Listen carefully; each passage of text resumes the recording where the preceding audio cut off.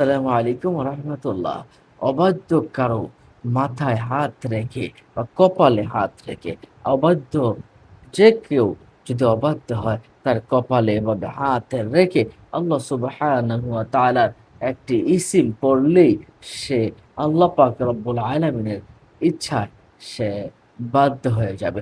যদি কারো অবাধ্য স্ত্রী থাকে, অবাধ্য পুত্র থাকে বা সন্ততি থাকে, অবাধ্য কন্যা থাকে, তাহলে একদম সকালবেলায় অবাধ্য কোনো ব্যক্তির কপালে হাত রেখে মাত্র ২১ বার আল্লাহ সুবহানাহু ওয়া তাআলার একটি নাম ইয়া শাহিদু পড়বে, অতঃপর ফু দিবে। এতে বাধ্য হয়ে যাবে এতে বাধ্য হয়ে যাবে। ফু দেওয়ার পরে আপনি কিছুক্ষণ উপরের দিকে এভাবে তাকিয়ে থাকবেন। ফু দেওয়ার পরে আকাশের দিকে অথবা উপরের দিকে, আপনি ঘরের ভিতর থেকে উপরের দিকে তাকিয়ে থাকবেন।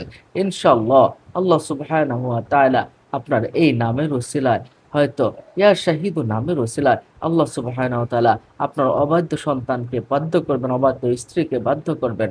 আপনি আমলটা কয়েকটা দিন করে দেখুন, ইনশাআল্লাহ ফল আপনি পাবেনই। প্রতিদিন আপনি সকালবেলায় সকালবেলায় তাদের কপালে ধরে ২১ বার, মাত্র ২১ বার ইয়া শাহিদ উপরে ফু দিবেন। অতঃপর আকাশের দিকে আপনি তাকিয়ে থাকবেন। ইনশাল্লাহ দেখবেন আপনি আপনি ফলাফল পাবেন। সম্মানিত দর্শক শ্রোতা, অন্য মুমিন মুসলমানকে জানাতে শেয়ার করে দিন এবং এমন ধরনের ভিডিও পেতে চ্যানেলটিকে সাবস্ক্রাইব করে রাখুন।